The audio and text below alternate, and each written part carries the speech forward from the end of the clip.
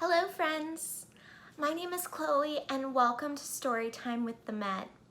I hope you'll join us every Thursday at noon for a new story, song, and activity.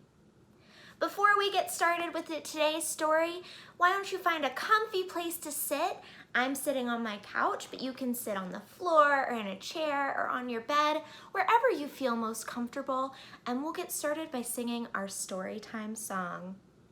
For those of you who know it and those of you who don't, our song goes nice and slow to the tune of This Old Man. And we'll get started on the count of 3. Can you hold up 3 fingers for me?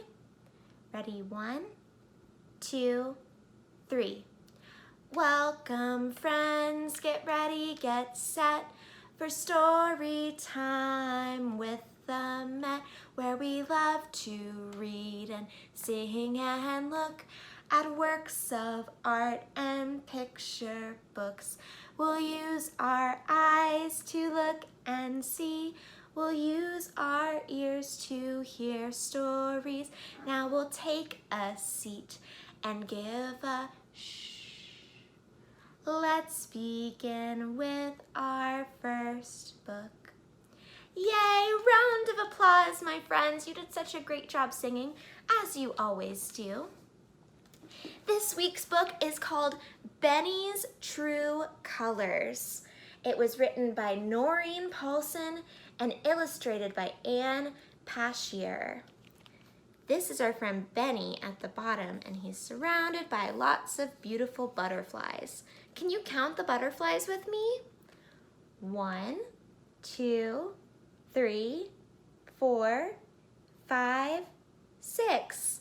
He has 6 butterflies around him. I'm sure there are more inside.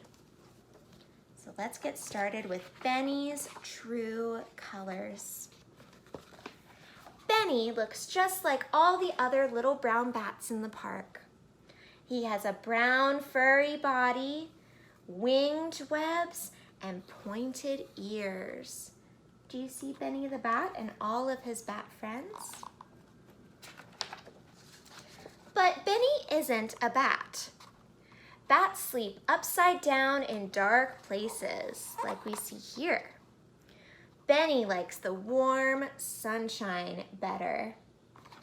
Benny's up here relaxing in a field of flowers under the sun. At night, bats fly around eating bugs. Benny hates the taste of bugs, and they have all those squirmy legs. Yuck! Yes, on the outside, Benny looks like a bat. But on the inside, Benny knows he is really a butterfly. Most nights, while Mama feasts on flying insects, Benny dreams about a silky, soft body, fluttering, patterned, colorful wings, and long, curling antennae. Up here you see a butterfly up in the stars. That's what Benny is dreaming about. At bedtime, Mama always says, "I love you, Benny." Then she sleeps for the day while Benny flies off to the butterfly garden to practice his butterfly moves. See, here's his mom asleep because bats sleep during the day. But Benny is going to hang out with his butterfly friends. But day after day, his wings flap instead of flutter. His ears twitch instead of curl. And when he tries to land upright, ouch! Uh-oh, he fell. "Are you okay?" asks Penelope the butterfly. Yes, I mean no. Benny can't stop staring at her outstretched, beautifully patterned wings. She has yellow, pink, and a reddish orange for her beautiful wings. "Why?" Penelope asks. "I am a butterfly like you, so I want colorful patterned wings to flutter when I fly, just like yours." Poor Benny. "I want my outside to match who I am on the inside." Benny covers his face. He waits for the butterflies to laugh at him. But he doesn't hear anything. He peeks out to see all of the butterflies fluttering their wings, waving their antennae, and encouraging him to follow them. What do you think they're gonna do? For the rest of the day and each day after that, they help him practice. No matter what he does, they cheer for him. All of his butterfly friends are helping him learn how to fly like a butterfly. One night, as other bats swoop through the air, gobbling mosquitoes and beetles and moths, Benny tells Mama that he has an idea. Mama hugs him and says, "I am here for you." Here's Benny's Mama and Benny. The next day, Benny asks his friends, "Will you help me?" Penelope and the other butterflies listen closely while Benny tells them his plan. "You are already one of us," says Penelope. "You don't have to change anything." "I know," says Benny. "I'm doing this for me." What do we think Benny's plan is? The next morning, Penelope is waiting in the garden with 3 caterpillars. Can we find 3 caterpillars? 1, 2, 3. Great job. They measure Benny from the tip of his nose to the tip of his wings. Can you show me where your nose is? Great job. "Well," asks Penelope. "Our silk is the strongest," says one caterpillar. "The best of the best," agrees another. "I think it will work," cries the third. "Ready?" asks Penelope. "Ready," Benny says. And they're going to fly off somewhere. And you see, here's some clouds in the shape of a beautiful butterfly. It looks kind of like Benny. Let's see what's gonna happen. Then he hangs upside down while the caterpillars, using their special silk, weave a snug cocoon around his body. Before falling asleep, Benny hears Mama say, "I love you."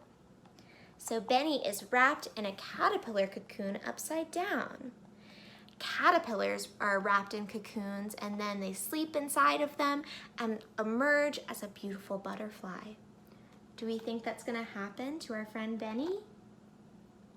Let's find out. Inside the silk, under watchful eyes, Benny slowly changes. And here's Benny's cocoon again. He's inside of there, asleep. His webbed wings split into colorful patterned scales. His ears lengthen and narrow into antennae. And when all the changes are done, Benny wriggles free. Everyone cheers as Benny flutters his new wings, gently unfurls his antennae, and takes a short, graceful hop into the air. Do you see Benny in the center? And his new beautiful wings, just like he wanted. He's got pink and gold and purple. So beautiful. When he sees Mama, Benny squeaks loudly, "I love you, Mama." "Oh, Benny, I always have and always will love you," she says. And all of Benny's bat friends and butterfly friends and caterpillar friends are coming to cheer him on as he's turned into the beautiful butterfly he always knew he was. The end.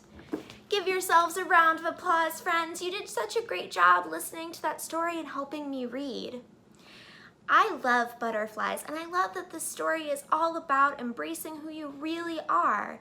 Benny knew that he was a beautiful butterfly inside, and that's what he became on the outside too. In the Met's collection, there's this beautiful watch from the 1800s that's in the shape of a shiny, shimmering butterfly. And I love it because it shows all the different colors that you can have for a butterfly. It has some gems in it, and it's really cute to look at. And you can see it on view in the galleries if you're ever at the Met. Before we leave for today, I want to leave you with a quick activity that you can do with your grown-up to create your own beautiful butterfly. All you'll need is a piece of paper, a marker, paint, and some scissors. And if your grown-up needs to be around to help you cut your paper, then you should have them too. So what you're gonna do is take a piece of paper and draw the shape of a butterfly. So I have done that here. And I have down the middle a line to show the very, very middle of the butterfly. And I've painted lots of beautiful colors on one side of the butterfly. When you've painted whatever colors you want to use, I used pink and purple and blue, but you could use red or yellow or green or whatever colors and patterns you want. It's all up to you. You will fold your piece of paper in half with paint on one side and no paint on the other, and you're gonna squish it down and hold it down for a few minutes to make sure that your paint is sticking to the other side of the paper. And when you open it up, you'll have a beautiful symmetrical butterfly with paint on both sides. And you can cut it out like I've cut my butterfly out here, and it's perfectly ready to flutter away. So thank you so much for joining us today. It was a pleasure, as always, to read with you, and I hope I'll see you again next Thursday for a new book. Thank you. Bye.